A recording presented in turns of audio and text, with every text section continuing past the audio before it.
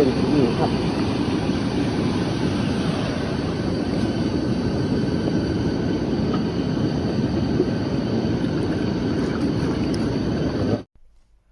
ผู้ผ่าเดินหน้ามุ่งมั่นตั้งใจหาเงิน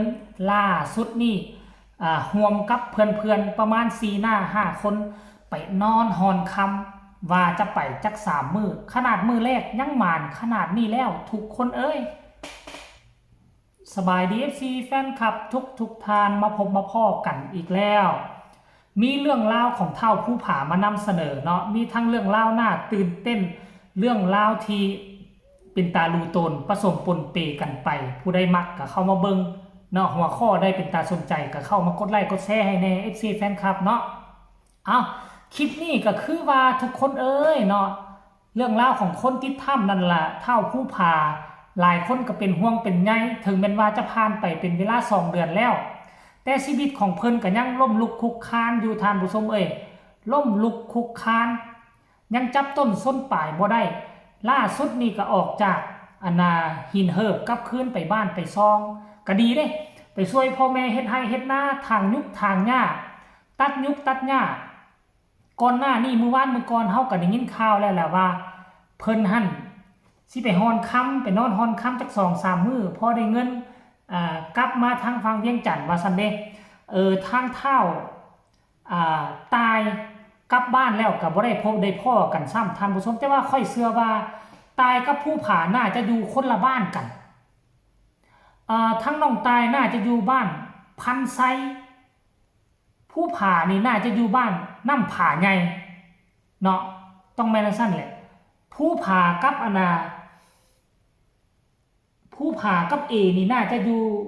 บ้านเดียวกันคงเขตบ้านนะบ้านเกิดเมืองนอนของเท่าเอก็น่าจะอยู่ของบ้านผู้ผ่าแต่ว่าเท่าตายนี่น่าจะอยู่บ้านเดียวกันกับคนติดถ้ำอีก3-4 คนนั่นท่านผู้ชมเอ้ยเนาะแต่ว่าถึงยังไงก็ตามบ่ได้พบพ่อกันเพราะว่าเท่าผู้ผ่าก็ต้องมุ่งมั่นเฮ็ดเงินเฮ็ดค้ำให้มันได้เด้ซอกเงินซอกค้ำให้มันได้เพื่อสิไปใช้หนี้ค่าเฮ็ดเสื้อหั่นแหละผลิตเสื้อออกมาก็บ่มีผู้ใดสิซื้อนำเราเด้เราก็จำเป็นว่าเพราะเราไปกู้หนี้ยืมสินเขาเจ้ามาผลิตเสื้อในเมื่อขายบ่ได้ก็ต้องได้หาเงินใช้หนี้เพิ่นส่วนเสื้อก็สิเอามาแจกให้กู้ภัยไทยลาวที่เขาเจ้าสิกลับมาล่องแจ้งอีกครั้งนึงในช่วงเดือน10นี่แหละท่านผู้ชมวิทย์ฤดูฝนไปเข้าฤดูหนาวเขาเจ้าก็ต้องกลับมาคนเอาเครื่องเอาของเขาเด้แล้วก็สิมาซอกเอาหางให้วิญญาณของอีก2 คนที่ติดถ้ำมันออกตามคาดหมายนะมื้อวานนี่ก็เป็นมื้อแรกเห็นหรือว่ามื้อวานนี่บ่หรือว่ามื้อเช้านี่ท่านผู้ชมค่อยเบิ่งทั้งมื้อวานนี่ตอนแรกแหละเขาเจ้าไปนะเอาซีนเอาป่าไปอย่างดีได้มีข้าวมีน้ำพากันไปนอนอยู่ข้างแม่น้ำห้วยสายหนึ่งพากันแต่งอยู่ครัวกินหุงข้าวแบบคือเฮาไปแคมปิ้งนี่นะโอ้บรรยากาศแบบสั้นคือค่อยมักที่สุดทุกคนมักอีหลีลอยแหละมักแบบสั้นเลยอยากไปนอนแบบสั้นแหละขั้นตอนค่อยอยู่โลหะบางค่อยไปนอนแคมป์น้ำตลอดนอนหาปูหาป่านี่นะท่านผู้ชมเอ้ยเนาะแล้วหลังจากนั้นก็เป็นอันนี้บ่เนี่ยตื่นเช้ามาเห็นเขาเจ้าฮอนคำได้เสยทุกคนเอ้ยมานได้มานอีหลีรายละเอียดจะเป็นอะไรให้ทุกคนไปชมคลิปนี้สั้นๆว่ามันมานแท้บ่ทุกคนเชิญไปชมนำกันเลย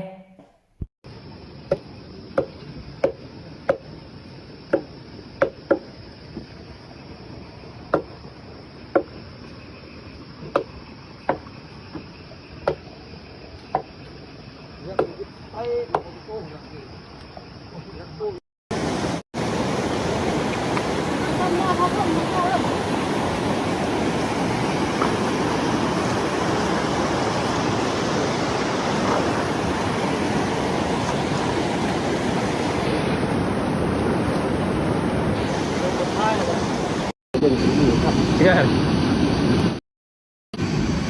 นคือร่างเกิดจากลูกเป็นที่นี่ครับ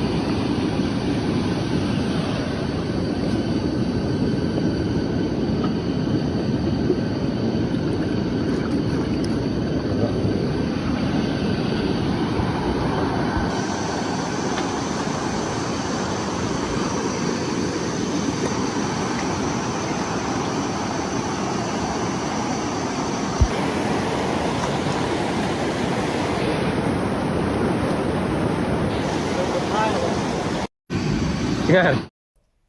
นี่นะหรือว่านี่มันจะเป็นช่วงขาขึ้นของเท้าผู้ผาหรือบอไปมองหั่นกับบ่ได้ไปมองนี่กับบ่มานเข้าถ้ำก็เกือบเอาชีวิตไปทิ่มอยู่ในถ้ำละหกละเหิน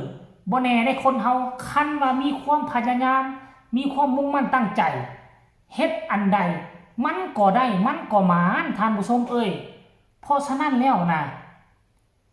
มือนี่เป็นมือหมานเป็นมือสันวันดีฮอนมาเนี่ยเห็นพวกเจ้าเห็นบ่อยู่ในบ้างกันน่ะอันโตสีดำผสมปนเปกันไปแล้วก็มีโตสีทองทองคำนี่บ่แม่นว่าสิเป็นแต่สีทองได้โตสีดำนี่ก็แม่นเนาะมันยังปนกับอันน่ะขี้ทรายปนก็ยังอยู่เวลาเฮาเอาไปพานความร้อนไปเผามันออกไปแล้วความดำสิออกความเหลืองมันสิออก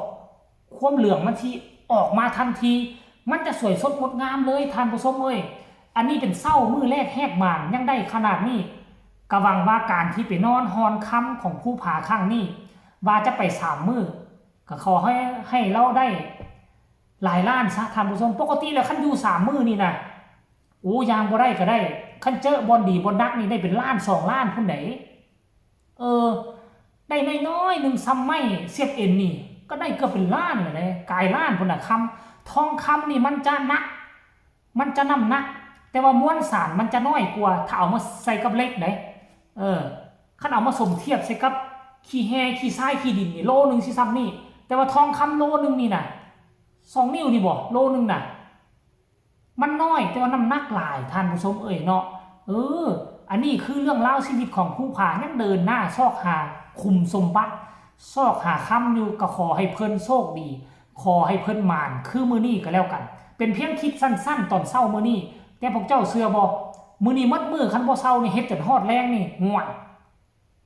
เผลอๆมาปั่นกัน4 5 คนนี่เขาเจ้าไปน้ำกันนี่ประมาณ5 6 คนนี่เฮ็ดน้ำกันหรือบ่อันนี้เฮาบ่ชัดเจนเนาะเพราะว่าเห็นเขาเจ้าแต่งอยู่คั่วกินน้ำกันอยู่น้ำกันนอนน้ำกันก็น่าจะเฮ็ดน้ำกันแหละมีน้ำกันประมาณ1 2 3 4ประมาณ4 ถึง 5 คนคัน4 ถึง 5 คนนี่เฮ็ด2-3 มื้อย่างบ่ได้ก็ให้มันได้ผู้ละล้านก็ยังเฉพาะคุ้มได้